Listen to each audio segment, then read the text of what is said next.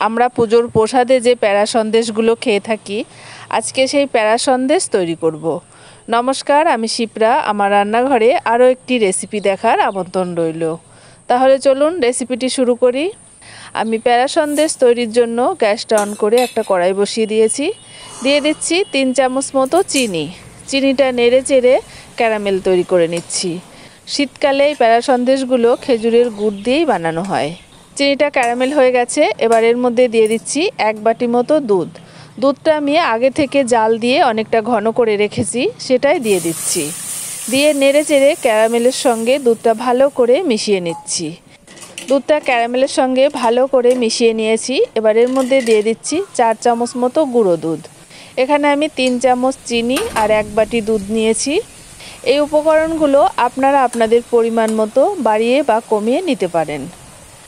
গুঁড়ো দুধটা দিয়ে দুধের সঙ্গে ভালো করে মিশিয়ে বেশ কিছু সময় জাল দিয়ে দুধটা বেশ ঘন করে নেব।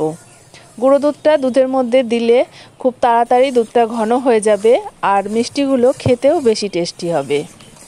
দেখুন দুধটা কতটা ঘন হয়ে গেছে। এবার এর মধ্যে দিয়ে দিচ্ছি 1/2 চামচ মতো এলাচ গুঁড়ো।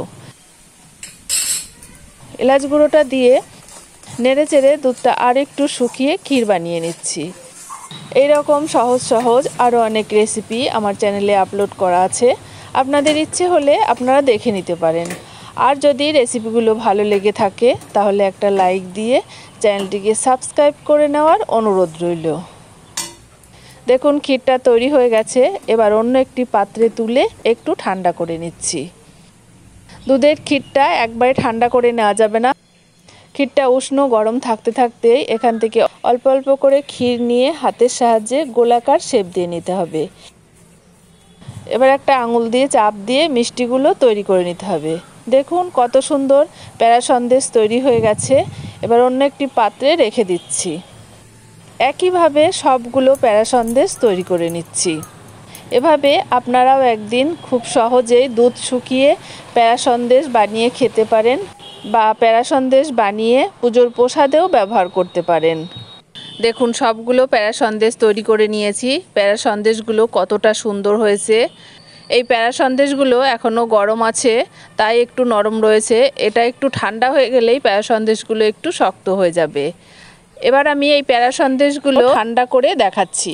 আজকের এই সহজ পদ্ধতিতে দুধ শুকিয়ে প্যারা সন্দেশ তৈরির রেসিপিটি আপনাদের কেমন লাগলো অবশ্যই কমেন্ট করে জানাবেন। এভাবে আপনারাও বাড়িতেই দুধ শুকিয়ে প্যারা সন্দেশ বানিয়ে ঠাকুরের পুজোর প্রসাদে ব্যবহার করতে পারেন বা নিজেরাও বানিয়ে খেতে পারেন। আশা করি ভীষণ ভালো লাগবে। আজ এ পর্যন্তই, আবার দেখা হবে।